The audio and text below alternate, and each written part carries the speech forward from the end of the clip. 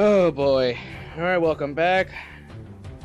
Well, the last part was really short. We did 2 stages that were less than 3 minutes a pop. Now we're gonna do a stage that's a pain in the ass, and it's gonna be very long. Yes, now we gotta do Metal Shark Player stage. And I hate this stage so much. Almost everyone hates this stage too, but I quite frankly don't mind it.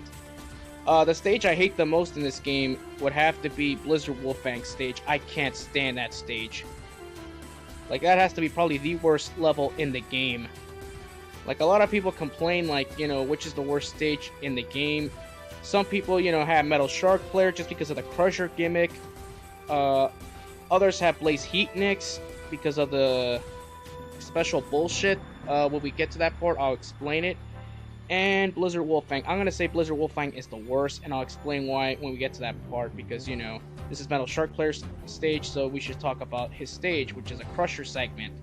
So apparently that one area in Mega Man 4, and it was recreated in Mega Man 5, in Classic Mega Man, they decided, that gimmick we took from Dustman stage, let's make a whole level out of it. Great. Now we got these pain-in-the-ass nightmare enemies in our way.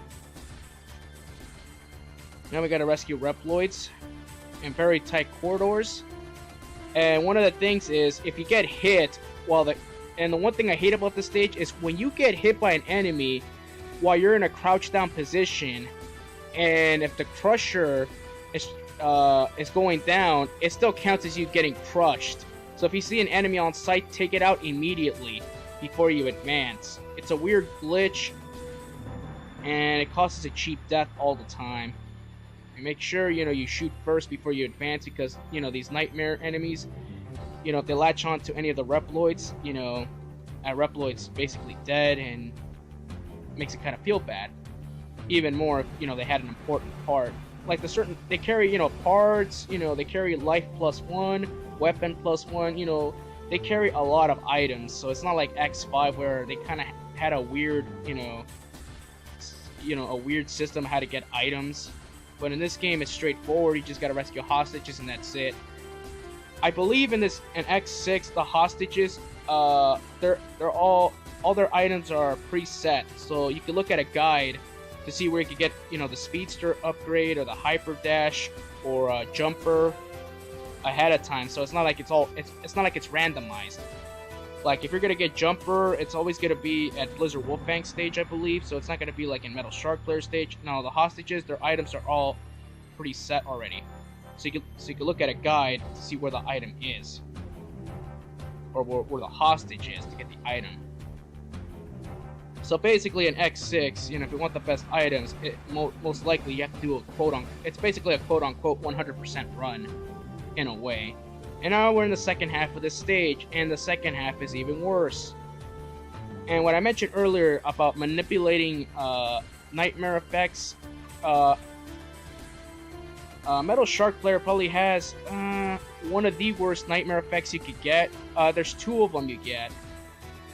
If you defeat Blizzard Wolfang before you play Metal Shark Player, the second half of the stage has an icy, slippery surface, along with this Crusher segment, which is around this area right here. But thankfully, we haven't gotten to Blizzard Wolfang, so we don't have to deal with that. And another nightmare effect is if you defeat Ground Scaravage, you have these boxes that are indestructible and cannot be destroyed unless you use Ground Scaravage's weapon. And those boxes get in the way, and it makes, traversing through this area more of a pain in the ass.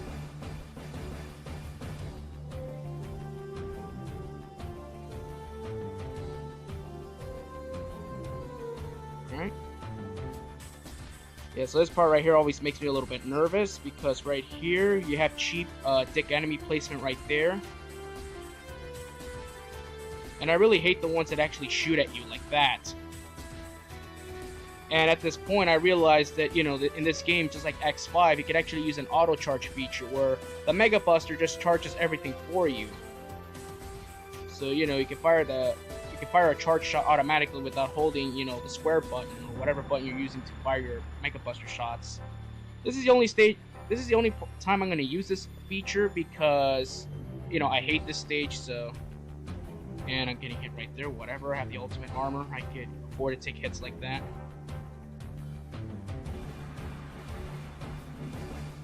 Yeah, one of my favorite upgrades to get in this game is the Ultimate Buster, where if you have it equipped, just like Mega Man X5, all your Buster shots will be charge shots. Same goes for your special weapons. And in X6, one of the cool things they did is the placement of all the heart pieces are really easy to get. Unlike, you know, X5, where you needed, you know, you needed the Gaia armor to get a couple pieces, which was bad design. And forgive me for this part right here, I'm just a little bit claustrophobic right here.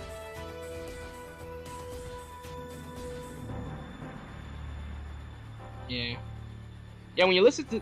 Yeah, plus I love the music for this level. It's really intimidating, you know, it gets to the point. We're in a recycling plant, so, you know, it should sound intimidating. Alright, now we're almost at the boss. We're just gonna defeat the sub-boss. The sub-boss can be a pain in the ass too, but if you have the ultimate armor, you have to aim at the purple spots. And be careful because you can actually get crushed by this boss. So, yeah. Come on. Come on, show your... Yeah, like right there you can get crushed like that, so be careful right there. Try not to lose sight on where, you know, he's gonna spawn, so you gotta pay attention. Alright, perfect. Took him out. Wasn't as bad.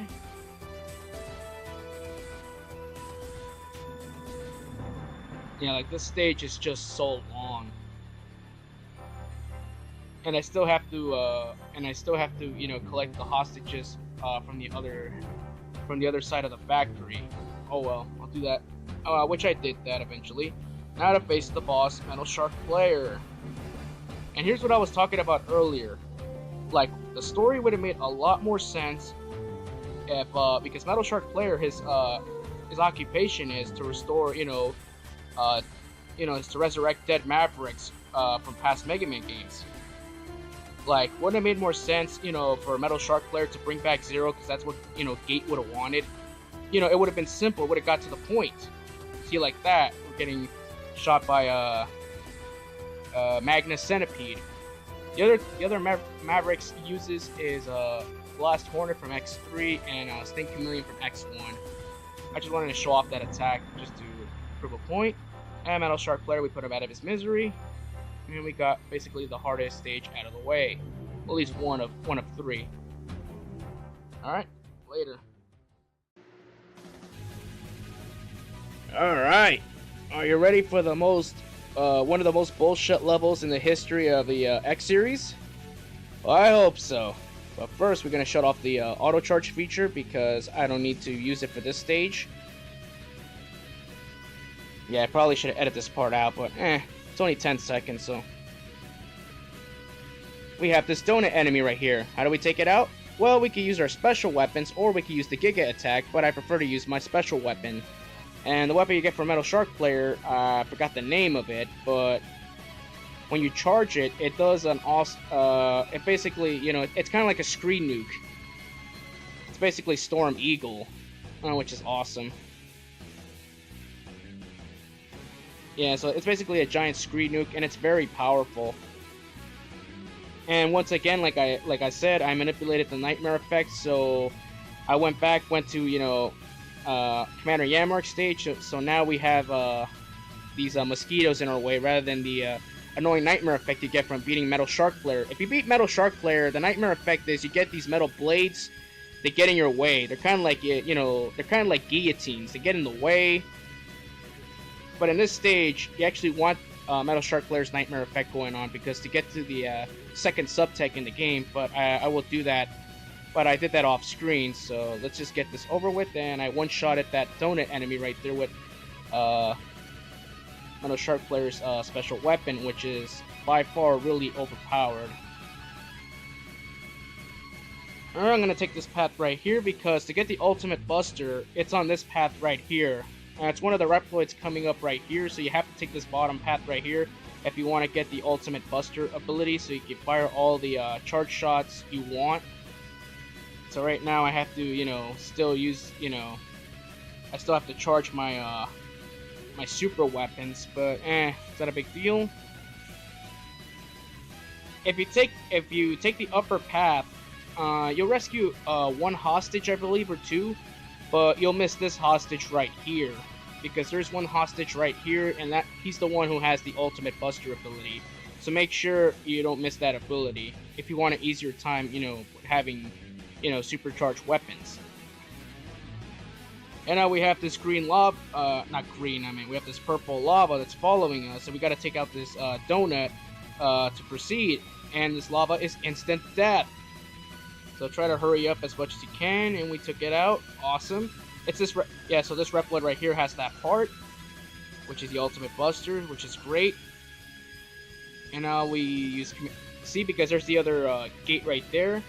So you would have missed it completely if you took that other path, but you still have to take that path regardless, just to rescue one or two hostages, which I did off screen. So yeah, so Commander Yammark's weapon is really useful, especially if you charge it, because it fires like the shots it fires is like it shoots a lot of projectiles and rapid fire, so it's really cool. So right here, we're just gonna take out these, these annoying ass nightmare enemies. Not too difficult. Alright, we gotta take out one more donut. So overall, you gotta deal with 6 donuts, but in reality, you only face 5. Alright, just use Metal Shark Player's weapon, supercharge it, and boom. With Zero is easier because you have the screen nuke you get from Infinity Maginian, but with X you have Metal Shark Player's weapon is the best way to go. Yeah, so yeah, for me the level wasn't that bad, but it wasn't that bad because that's after practice, by the way. Alright, now to take on Blaze heatnix. This fight, not interesting at all. Although the music gets kick-ass, though. Should have probably explained that in the beginning of the stage, but oh well. Yeah, so the purple lava here is no longer instant death. It just hurts. So Blaze heatnix, his boss fight, it's kind of simple. It's not too difficult. His weakness is Ground Scarabage's weapon, and his weapon is crap, so just hit him with charge buster shots if you can, or any other weapon. Alright, Blaze heatnix is out of the way. Nice, that's 6 Mavericks out of our way. 2 more to go. Lovely.